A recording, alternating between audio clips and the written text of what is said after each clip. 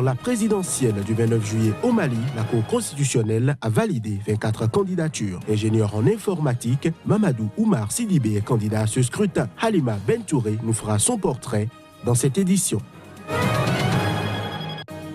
L'économie du Zimbabwe est en plein rebondissement, c'est ce qu'a assuré le ministre zimbabwéen des Finances, Patrick Chinamasa. Il a par ailleurs assuré que la ZANU-PF gagnera les élections à venir.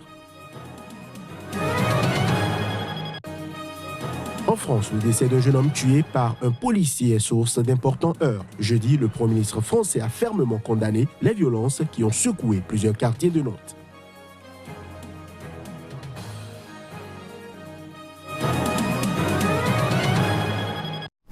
Voilà pour les titres de ce journal. Merci d'en prendre le rendez-vous au Bénin, journée marathon ce jeudi 5 juillet au Palais des Gouverneurs à Porto-Novo, où les députés se sont exprimés sur un projet d'amendement de la Constitution du 28 février 1990. Après le vote pour la prise en compte de l'amendement de la Constitution introduit par des députés de la majorité parlementaire, les députés ont procédé au vote pour l'adoption du projet de révision de la Constitution. Si le document a reçu l'assentiment de la grande majorité au Parlement, il devra tout de même passer par le référendum avant d'entrer en vigueur.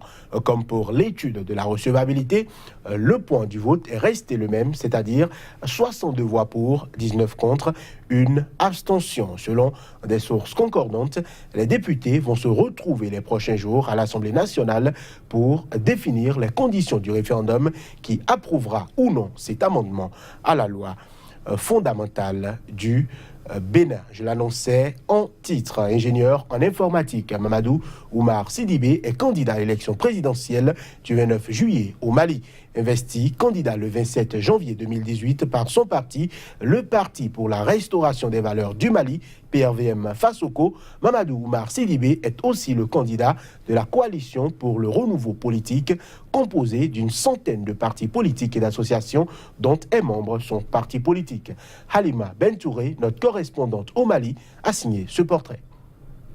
Né le 17 mai 1967 à Bamako, Mamadou Oumar Sidibé est l'un des premiers ingénieurs en informatique spécialité système complexe et réseau d'ordinateurs au Mali. En 2013, il crée le Parti pour la restauration des valeurs du Mali, PRVM Fasoko. Mamadou Oumar Sidibé, qui est soutenu par la coalition pour le renouveau politique, propose une vision axée sur le bon leadership et la restauration des valeurs fondamentales de son pays. Nous proposons quelque chose d'essentiel, qui est quoi? La restauration de nos valeurs fondamentales, qui sont le Dambé, Danaya, l'Adria, qui est au début et à la fin de tout individu. Pour le candidat de la coalition pour le renouveau politique, la paix ne se signe pas sur un papier. Pour une sortie de crise et une meilleure sécurisation du Mali, il propose dans son programme une concertation d'entente nationale. Un programme qui prend également en compte la création d'emplois pour les jeunes et la prise en compte des préoccupations des femmes. La paix ne se signe pas sur du papier. On vient de le voir avec la signature de l'accord de paix et de réconciliation du processus d'Alger, et qu'elle n'a amené à aucune solution. Notre proposition, elle est simple. Il faut que nous soyons vigilants, qu'on ait une concertation d'entente nationale inclusive pour tous les Maliens, pour qu'au sortir de cette conférence d'entente nationale, qu'on trouve les solutions idoines à la paix et à la cohésion sociale. Mamadou Oumar Sidibé remet en cause les politiques qui ont dirigé son pays durant les 25 dernières années. Selon lui, la crise de 2012 est la résultante de la mauvaise gestion du pays. Sa candidature, dit-il, donne l'occasion au peuple malien d'aller vers le changement. Un changement qui, selon lui, interviendra au soir du 29 juillet 2018. L'économie du Zimbabwe est en plein rebondissement, c'est ce qu'assure le ministre zimbabwéen des Finances, Patrick Chinamasa. L'autorité estime qu'elle connaîtra une croissance d'environ 6% en 2018. Il assure par ailleurs que le parti au pouvoir gagnera haut la main l'élection présidentielle à venir. L'éviction de Robert Mugabe en novembre 2017 au Zimbabwe semble avoir incité la communauté internationale à considérer la situation comme une option d'investissement. Le ministre des Finances du Zimbabwe veut croire qu'un succès sans bavure de son successeur aux élections du 30 juillet permettra enfin de sortir le pays de la faillite. Il est très clair que nous devrions être en mesure d'atteindre au moins 6% de croissance cette année. Si je dis cela, c'est qu'une grande partie de l'environnement dont se plaignaient les investisseurs a été corrigée. Nous avons pu corriger et abroger la loi sur l'indigénisation qui a essentiellement empêché les investisseurs de venir dans les mines, de venir dans l'industrie manufacturière et de venir dans l'agriculture ainsi que dans n'importe quel secteur de l'économie. Cet environnement est maintenant plus propice à l'investissement étranger direct. Nous ne voulons pas d'aide. Nous ne voulons pas que les dons relancent l'économie. Ce que nous voulons, c'est l'accès aux capitaux. Si nous pouvons l'obtenir du jour au lendemain, vous verrez des miracles se produire ici.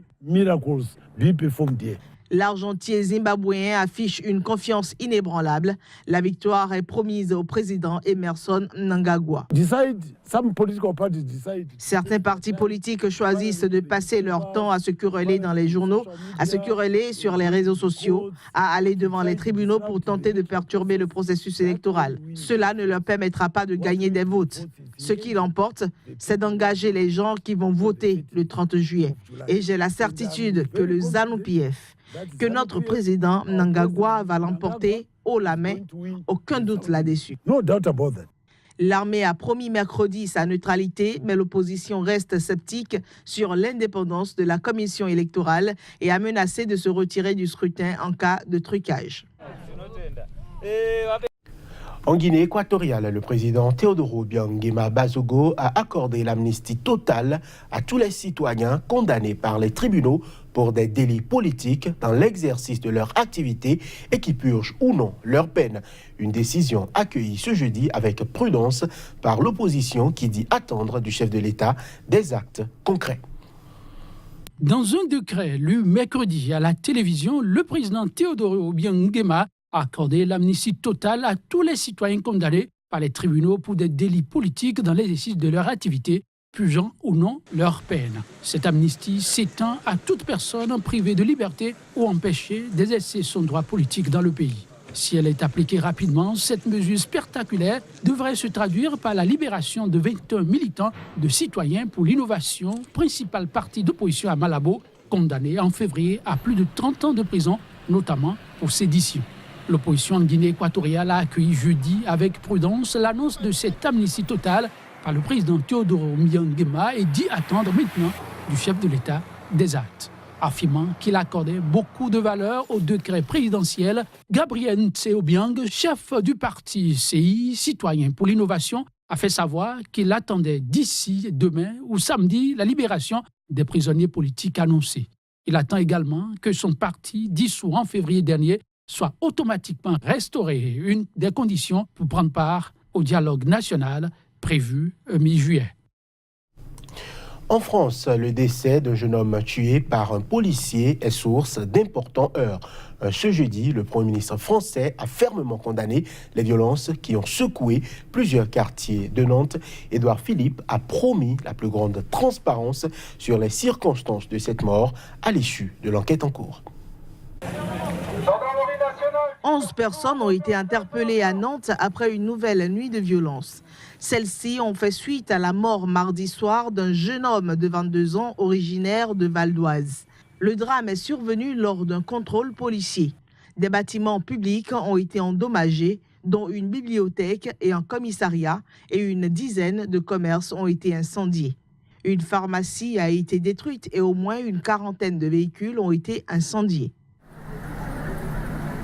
Je voudrais d'abord exprimer ma condamnation la plus ferme sur cet agissement et sur cette violence. La justice est saisie, elle doit faire son travail avec rigueur, elle le fera avec rigueur, elle doit le faire dans la plus grande transparence car nos concitoyens souhaitent savoir exactement et légitimement ce qui s'est passé. J'affirme ici que, bien évidemment, tel sera le cas. La première chose qui me paraît indispensable, c'est d'avoir toutes les garanties pour que la plus totale des transparences permettent à la vérité de pouvoir s'exprimer. C'est le travail de la justice dans son indépendance la plus totale, mais j'insiste sur ces premiers points. L'inspection générale de la police nationale a été saisie et un appel à témoins a été lancé par les enquêteurs pour éclaircir les circonstances du décès, qualifié de bavure policière par les manifestants. Les proches du jeune homme tué ont appelé au calme mercredi soir par la voix de leur avocat avant une marche blanche tenue jeudi. 21e messe du football mondial, c'est la Coupe du Monde Russie 2018. On en parle juste après ceci.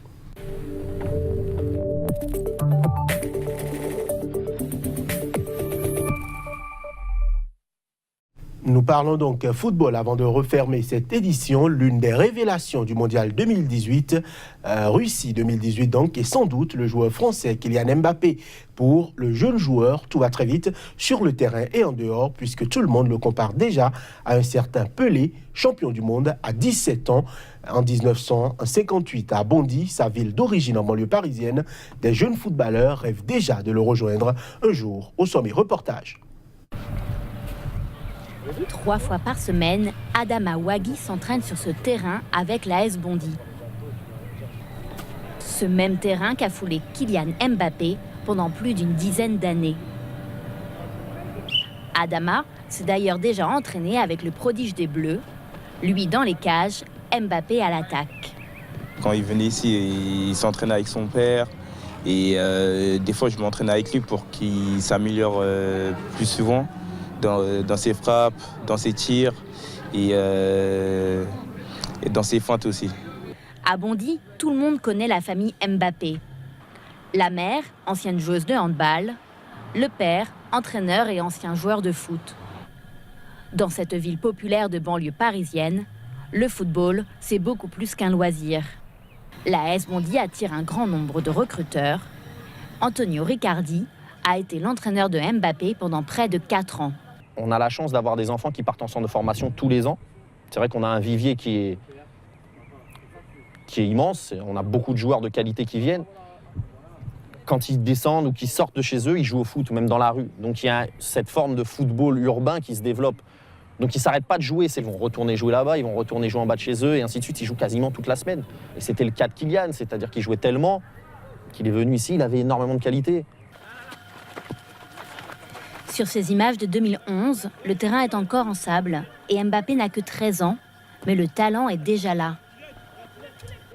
Antonio Riccardi se souvient bien de ses exploits, comme lors de ce match où son équipe menait d'1 but seulement. Il a récupéré le ballon là-bas, je crois, au niveau des 40 mètres. Il a dû dribbler 5 joueurs, il est arrivé devant le gardien, il a feinté, le gardien il est tombé, il lui a mis un piqué au-dessus, il avait marqué 3-1, c'était réglé. Et contre l'Argentine, il a récupéré un ballon à 20 mètres, il est parti tout seul, il a été causé le premier pénalty. Après l'entraînement, Adama quitte Bondy Sud, longe la nationale et traverse le canal de l'Ourcq pour rentrer chez lui. On est à des milliers de kilomètres de la Coupe du Monde. Les trophées s'accumulent pourtant déjà dans la chambre des parents d'Adama. Il m'a donné un trophée d'honneur et là... L'un de ses objectifs, se retrouver dans ses cages face à Kylian Mbappé. Je suis un gardien et j'aimerais bien jouer contre lui et de voir s'il a progressé dans sa carrière, quoi. Et on verra que le meilleur gagne, quoi. En attendant, ce soir, la Coupe du Monde est à la télé. Après le match, Adama retournera dans la rue pour s'entraîner encore un peu plus. Et rapidement, concernant les matchs du jour, la France de Kylian Mbappé joue l'Uruguay. Ce sera à partir de 15h. Brésil-Belgique à compter de 19h. Ce sera le second match. Ce sera donc tout pour cette édition. Merci de l'avoir suivi.